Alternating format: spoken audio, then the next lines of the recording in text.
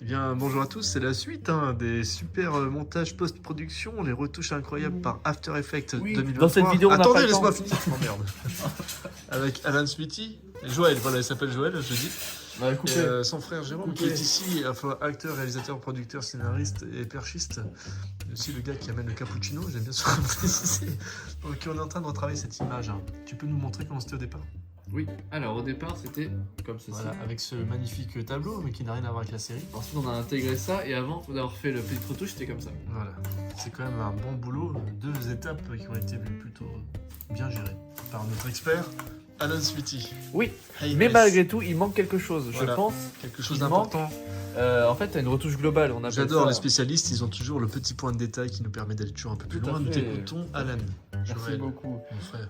Alors, on va faire un nouveau calque en fait, ce qu'on appelle un calque d'effet. Un calque d'effet, qu'est-ce que c'est? C'est un calque en fait qui est posé au sommet de la hiérarchie des calques et qui va s'occuper de tous les calques qui sont en dessous. C'est intéressant même pour les gens qui travaillent sur Photoshop. Ça. Exactement, c'est la même chose avec ceci, sauf que dans Photoshop, ça s'appelle des calques de réglage.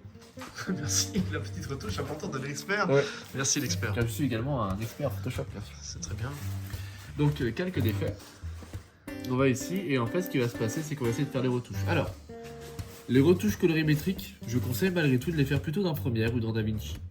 Pourquoi? Parce que c'est mieux adapté, le couleur lumétrie est plus adapté. Peut-être qu'on pourrait passer directement du coup à Premiere. Ou pas? Oui, c'est pas impossible, il faudrait l'ouvrir. Et ça prendra peut-être du Bah, temps. on peut faire un cut ou pas? Oui, bien sûr.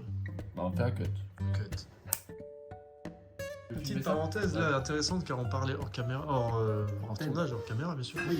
par rapport à une petite astuce, le cache mémoire, c'est ça? Ouais, essentiel. En fait, du coup, je vous montre le détail. J'ai quand même J'étais en essayé train d'aller vite. attendez, d'ouvrir Adobe mais c'était lent. Ouais. C'est pour ça. Donc on peut aller dans édition préférences et en fait là-dedans on a un truc ultra important qui s'appelle cache de médias et de disques qui fera la différence en fait un peu dans vos projets et dans votre setup d'optimisation. Donc ici on a un cache disque qui est là. On peut choisir une taille maximale. Là par exemple on est sur le disque C. Moi ce que je vous recommande c'est d'avoir un disque SSD qu'on met en externe et sur lequel on stocke tout en fait le fichier cache. Et comme ça on peut le choisir ici. Aussi important, dès que vous avez fini un projet, vous videz le cache disque ici.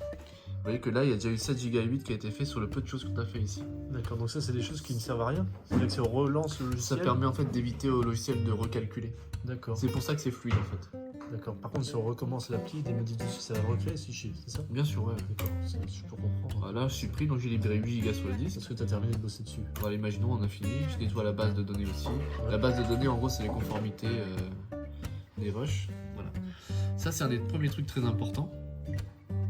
Et le deuxième truc très important, je vais vous montrer ce que c'est l'utilisation de la RAM de votre ordinateur. On peut choisir en fait de booster la RAM ou pas en fonction de tel ou tel logiciel.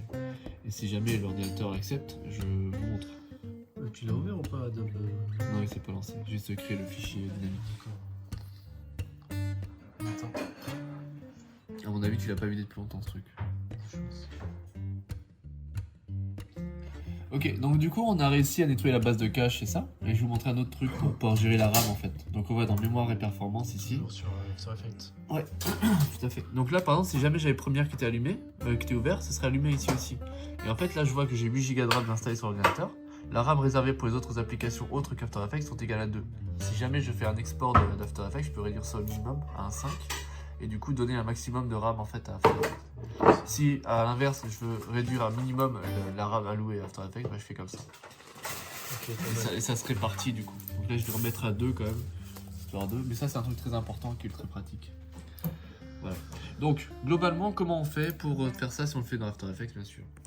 On crée un calque d'effet, comme on disait, c'est un calque qui est par-dessus qui régit un peu tous les autres. Et on va créer un effet ici. Effet, correction colorimétrique. Et on va aller chercher du côté de Zubra couleur lumétrie, ici. Qui est en fait le petit plugin couleur essentielle de Premiere. On retrouve exactement les mêmes choses, sauf que c'est un peu moins intuitif. Donc correction de base, encore une fois, on fait tout dans l'ordre, toujours pareil pour la colorimétrie. Vous pouvez le voir d'ailleurs sur ma vidéo d'Alan Smithy qui parle de colorimétrie. Alors, bah oui. Alors, on est là et on va faire quoi? La balance des blancs, on pourrait. Qu'est-ce qui se passe? Ah, c'est bon. Coupe la pizza, c'est pour ça. Non, c'est bon, non, je pense que c'était C'est un choix qui est très très bonne. Donc là, par exemple, imaginons, donc je pense que la balance des blancs est déjà faite, mais si jamais je devais la refaire, je pourrais cliquer là et cliquer ici. Donc on a deux petites modifications, on va pas faire la balance des blancs parce qu'on considère qu'elle est bonne. On peut changer de température de couleur, donc ça on connaît, hein, changer de teinte, etc. Là, ce qu'on va faire, on va surtout changer un truc qui s'appelle la vibrance. La vibrance, est-ce que tu sais ce que c'est? Non. La vibrance, c'est la saturation des tons désaturés. Donc, en gros, ça va rendre plus saturé les gris. D'accord. Donc, en Je fait, sais, mais je voulais que tu expliques. évidemment. Donc, on va dans créatif et on choisit vibrance ici. Si je le booste à mort, on va voir que son queue, tu vois, il n'y a pas de choses qui ne sont pas boostées en fait. Genre ça, c'est pas monté. Là, j'ai mis à fond, hein, donc forcément, c'est un peu sale. D'ailleurs, là aussi, on voit que c'est un peu sale. Ça, faudrait l'améliorer normalement. On devrait retoucher un peu et réaffiner ces zones-là D'accord. en mettant des petits flous, des choses comme ça, Ok. et de recontextualisation de pixels. Intéressant. Mais là, on fera pas ça. Donc, on peut monter ça un petit peu et potentiellement aussi un peu la saturation. On va voir vraiment la différence. Si je booste la saturation à fond, tout monte. On voit que là, le rouge aussi monte.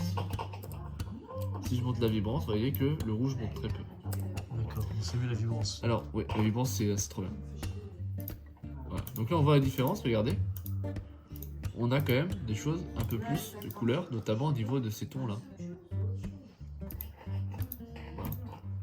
Donc on a une meilleure lumière, D'accord. ici. Après, ce qu'on pouvait faire, si jamais on n'est pas en confiance, on peut cliquer sur automatique ici, pour retravailler les contrastes, Ouais, pour avoir quelque chose de plus travaillé. Ouais. Mais c'est pas forcément le rêve de notre ami Jérôme. Donc voilà, juste ça, on a rééquilibré un peu l'ensemble. Donc c'est pas grand chose, mais ça permet déjà de faire un petit peu de petits détails en plus. Voilà, Super. on va s'arrêter là-dessus. Impeccable. Donc merci Joël pour ces points de précision intéressants. Oui. Alan Spiti, Oui, un petit pouce bleu pour la vidéo, le travail fourni et pour encourager notre ami l'expert. oui, tout à fait. À très bientôt pour la suite. Salut. Merci. C'est des belles paroles. C'est bien vrai ça.